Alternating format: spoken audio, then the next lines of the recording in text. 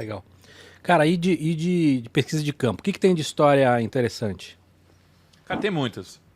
Ainda no Brasil. Eu lembro que lá em Porto de Galinhas, tava indo ver um paciente numa palafita. E aí a palafita era mais distante assim, numa área já alagada. E eu tava sozinho. E aí na volta, 3 elementos me pararam, assim. 3 caras visivelmente drogados me pararam. E estavam com facas na mão. E aí ele perguntou assim pra mim... isso aqui nunca acontece essas histórias assim publicamente, hein? Boa. Eles me perguntaram assim... quem é você? Que tá fazendo o que aqui? Vamos questionando. Eu disse, não, eu só vim entregar aqui um resultado do exame que ela tinha feito da pesquisa, etc. Aí ele disse... Eu quero que você me responda uma pergunta. Eu disse, pois não. E o cara com uma faca assim, uma faca grande assim, meio que... tentando me intimidar, passando a faca assim na mão. Sei. Ele tava falando assim... O que significa essas 3 letras H e V? Na hora eu pensei, esse cara ele vai se cortar. Ele deve ter pegado o resultado de que é HIV positivo, ele ficou revoltado, ele vai se cortar, ele vai querer passar o sangue em mim. Eu entrei meio que num pânico assim, porque... É porque você usa o teu parâmetro, né? Você não para pra pensar nesse momento que ele talvez tenha uma ignorância Exatamente. sobre o tema e seja uma pergunta simplória. Exatamente. Por isso que o lance de estar caçando a doença do campo, no território, é tão importante. Cara, a gente vê isso é uma coisa hoje bem compreendida dentro do cenário de tecnologia com usabilidade. Certo. Né? Quando a gente está falando de usabilidade, de user experience como um todo, é muito óbvio hoje que a gente tem centenas de cases que mostram isso. Se você não está ali entre aspas, né, no campo, você não percebe o que o usuário está fazendo de errado, o que ele não está entendendo. Exatamente. Mas imagina, naquele momento é natural vir uma apreensão, porque o cara tá com uma faca na sua frente perguntando... 3 caras, você não... então assim... E querendo ou não, não é tua área, né? Exatamente. Não, e assim, eu fiquei super gelado. E é claro que eu sabia o que era HIV, né? Eu era um bom aluno de virologia. Sim. Mas na hora eu falei pra ele, HIV? Nunca ouvi falar disso. É rua aqui? E aí na hora me chamaram, assim, um colega me chamou e eu consegui sair dessa situação. Teve uma outra situação que foi pior ainda. Mas você não conseguiu entender o que era? Não consegui entender. Ele tava muito drogado. Uhum. E depois que eu saí, ele continuou falando algumas coisas. E tem um detalhe importante. Quando eu tentei sair a primeira vez, ele não deixou. Quando eu fui, né, esboçar assim, minha saída, minha fuga discreta, ele me parou com a faca. E daí eu falei, putz, agora ferrou. Agora né? ficou clara a intenção. E aí, exatamente. Bom, mas teve uma situação que foi mais curiosa ainda.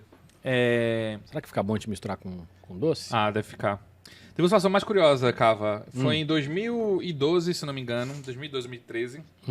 Eu ainda trabalhava na Secretaria de Saúde do Estado de Pernambuco. Lá tem um setor, que é o setor que fica responsável por investigar, caçar os surtos que acontecem no estado inteiro. Tá. Nessa época estava acontecendo o surto de sarampo. O Brasil passou muito tempo sem ter caso de sarampo e quando chegou em 2012 começou a aparecer de novo. E as estruturas de saúde estavam bem sensíveis para investigar esses possíveis casos, né, e tomar as medidas necessárias. Uhum. Bom, toda vez que acontecia um caso desse, a gente precisaria investigar em campo, né, para entender o histórico, como foi que ela se contaminou, né, como se infectou. Ficou bom com doce, viu? Você pegou o que com doce? Você misturou com o quê? Com o... Esse peixe aqui. Tá bom. Coloquei cream cheese também. Que o Focas ficou de palhaçada, que não combina com queijo, mas... Não, eu vou querer com a maionese de alho. Esse alho é deles também, cara. Um alho muito defumado. bom, muito bom. Eu vou até pegar o inteiro lá. Bom, então tava tendo esse lance do sarampo. E aí eu... Deixa eu tirar a casca aí. Beleza. Eu trabalhava num setor que tinha plantão. Então era no final de semana. Eu lembro, era um sábado chuvoso. E aí eu fui fazer a investigação em campo. Lá no endereço. E esse endereço ele ficava no topo de um morro da cidade que eu fui investigar. E nessa época, esse morro ainda não estava pacificado. E E eu não vou falar que foi meu azar, porque quando a gente é profissional de saúde, a gente não pode ter esse tipo de preconceito ou de abordagem, né? Até porque a criança não tem nada a ver com as escolhas que os pais delas fizeram. Não, não é só isso, cara. Acho que se você tem preconceitos ou preconceitos, isso vale para pesquisa em geral, cara. Mesmo pesquisador de marketing, entendeu? Você vai ter miopia na análise do resultado. Sim, exatamente. Mas o lance é o seguinte, não tem como você não questionar que, poxa, esse lugar que eu tô indo é seguro mesmo, assim. Tem um momento que você questiona se você tá correndo algum risco de vida ali no que você tá fazendo. Uhum. Né? Bom, fui investigar esse caso, subi uma puta escadaria assim. E aí quando eu cheguei lá em cima, eu tava com outro colega, a gente percebeu que a filha, o caso que a gente foi investigar era a filha do dono da boca daquela comunidade. Uhum. E o cara, é claro, achou que a gente poderia ser algum policial infiltrado, ou a paisana, coisa desse tipo. Então, como foi a abordagem que ele montou pra gente investigar e fazer a ficha de notificação com a criança? Ele mandou a gente entrar numa casa, que era uma casa sem nada dentro. Mandou a gente entrar numa casa, colocou 5 caras armados pra ficar perto da gente. E enquanto a mãe da criança falava o que ela tinha, mostrando a criança, a gente ia falar perto do celular da mãe pra ele escutar o que a gente tava falando pra ela. E ver se a gente não tava querendo pegar alguma informação, coisa desse tipo. Né? Cara, deve ter demorado uns 10 minutos, assim, a investigação, a ficha de investigação. Como você tava nessa hora? Assim, é uma situação tão surreal que eu acho que até alguma informação deve ter ficado prejudicada porque você dá medo. Não, eu fico imaginando que você não consegue prestar atenção e absorver tudo, porque você tá... Exatamente. E isso aí é um dos grandes desafios do Brasil, né? Porque o medo nessa hora é você ter alguma pergunta que faz sentido pra você, mas que pode ser mal compreendida com ele. Exatamente. Por exemplo, onde você tá andando? De repente você fala assim, pô, você tá andando em rio, não sei o quê. De repente fala assim, pô, essa pessoa pisou no rio molhado. E o cara pode achar, pô, o cara tá querendo traçar a rota. Total. Né? E faz sentido perguntar onde você esteve nos últimos 48 horas. Sim. Quando se trata de uma doença infecciosa. Então, assim... Quem tava com você nessa hora? Tava o outro investigador. 2 caras. 2 caras. Com colete.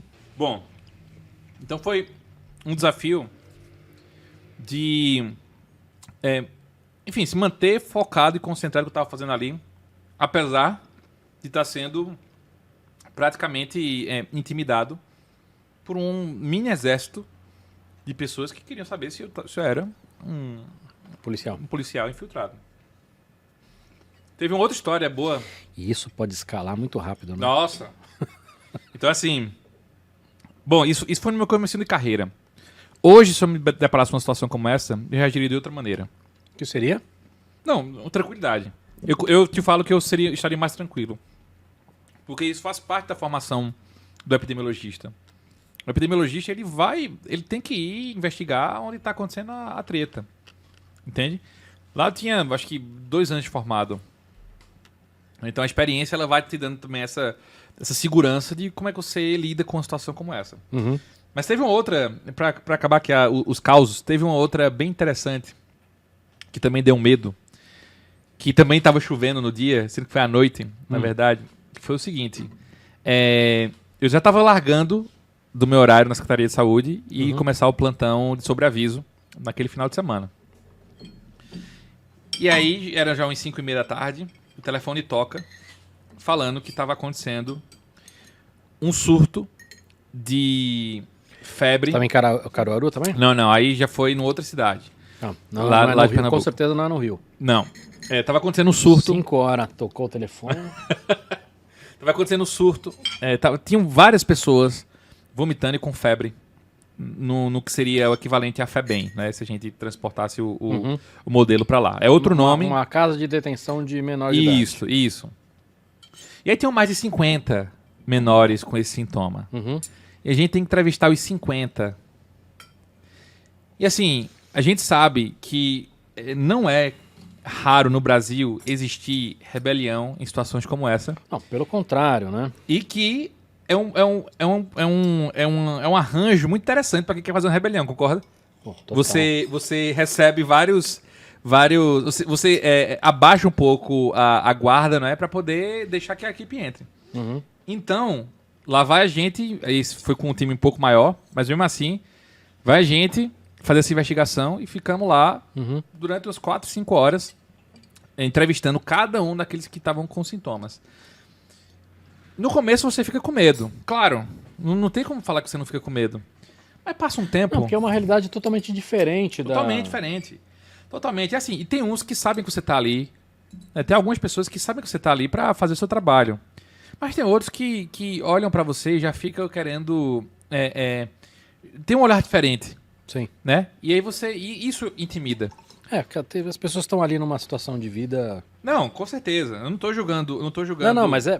eu entendo. Mas assim, depois de 1 hora você fazendo aquilo ali, também vai ficando natural. Então você vai relaxando, né? E tem que fazer o que tem que fazer ali. Bom, felizmente não aconteceu nada. Mas a situação fica, né? Você fica depois conjecturando. Poxa, mas se tivesse acontecido isso, eu tivesse falado isso, né? Se eu fiz alguma coisa que não era pra eu ter feito, né? Foi que acharam que poderia acontecer. É natural você ficar conjecturando depois que você passa por uma situação de estresse, o que é que poderia ter acontecido se aquilo... O que você poderia ter feito de diferente. Exatamente. Né? Mas são os aprendizados que a vida de um epidemiologista, de um detetive de doenças ou caçador de doenças... Caçador é mais legal. Passa, né? Muito mais legal. Cara, com certeza muitas pessoas devem ter assistido aquele filme Contágio. Você já assistiu? Sim. Você lembra que a Kate Winslet tá lá? Cara, não lembro que eu almocei ontem. Mas ela tá lá. Tem um caso engraçado. Eu tenho um amigo que ele é epidemiologista. Ele também costumava falar que ele era um detetive de doenças. E ele trabalha numa fundação que foi um dos financiadores desse filme. E quando os atores estavam... Geralmente o ator ele faz um pouco de laboratório, né? Eu tento entender um pouco a persona que ele vai interpretar. Sim. E a Kate Winslet no filme interpreta um epidemiologista, um caçador de doenças. Você acredita que ela ligou para esse meu amigo? Pra entender o que era isso, que era uma epidemiologia que ele fazia no dia a dia, como ele se vestia. E o cara teve essa oportunidade de ser o mentor de Essa você de perdeu, figurino. Essa eu perdi. Da Kate Winslet pra esse filme. Então, olha, talvez um dia eu chegue nesse nível, né?